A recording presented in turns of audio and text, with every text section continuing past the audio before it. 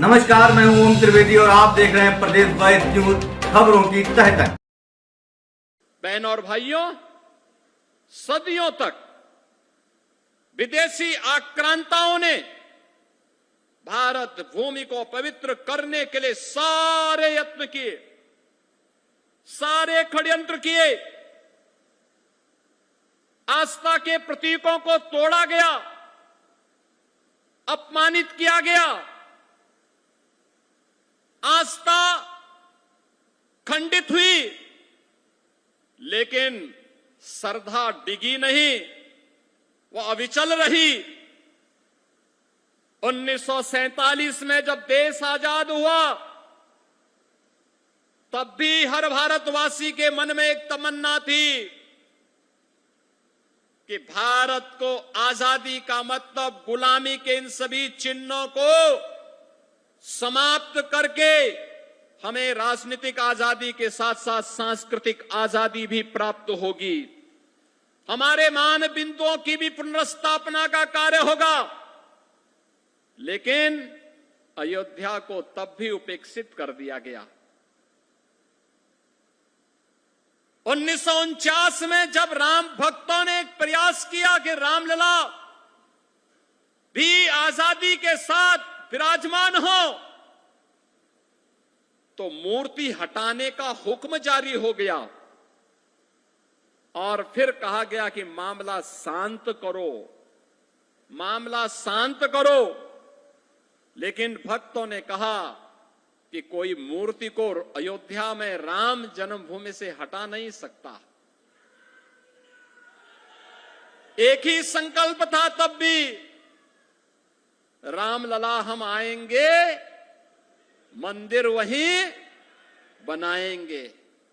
1950 से लेके 1980 तक मंदिर को ताले में बंद किया गया।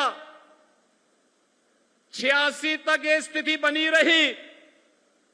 रामलला की जन्मभूमि में ही भगवान रामलला को कैद करके रखने का कुत्सित प्रयास हुआ।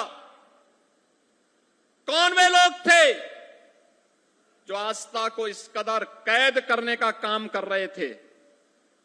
परंतु हम सब इस बारे में जानते हैं, आस्था तब भी झुकी नहीं, न थकी और न रुकी। भारत की आस्था, सनातन आस्था बिना रुके, बिना झुके, बिना डिगे निरंतर अपने संघर्ष के पथ पर आगे बढ़ती गई। और सत्य ने लिखा, न्याय ने हमें धर्म स्थापना के लिए मार्ग प्रशस्त किया। और बहनों और भाइयों, आज जब रामलला अपने स्वयं के भव्य मंदिर में विराजमान होते हैं, कोई भी ऐसा देश और दुनिया का सनातन धर्मावलंबी नहीं होगा जिसका मन गौरव के साथ आनंदित न होता हो।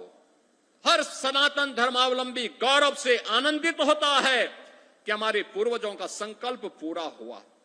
ईश्वर किस रूप में है कोई नहीं कह सकता, और हम लोगों को एक गरीब के मन में भी, उनके अंतःकरण में भी उसी ईश्वर का वास मान करके देखना चाहिए जो एक सामान्य नागरिक जिसको मंदिर के ऊपर देखता है। इसलिए उन सब गरीबों के साथ हम भी शेयर करें। जो कुछ भी हमारे पास है, थोड़ी बहुत सहायता किसी गरीब की भी हम कर पाएंगे तो हमें जरूर करना चाहिए, और पर्व का उत्साह और आनंददायक हो जाएगा, और भी आनंददायक हो जाएगा। और मेरी आप सबसे अपील होगी, पूरे प्रदेशवासियों से अपील होगी कि पर्व और त्योहार के समय किसी एक गरीब की सहायता जरूर अतिरिक्त करिए। आप अपने नातेदार, रिश्तेदारों की सहायता तो करते ही होंगे, लेकिन एक गरीब को भी जरूर कोई ना कोई सहायता इस पर्व और त्योहार के समय देंगे। उन बच्चों को जरूर देंगे जिनको कोई पूछने वाला नहीं है, तो उत्साह और उमंग और आनंददायक हो जाएगा।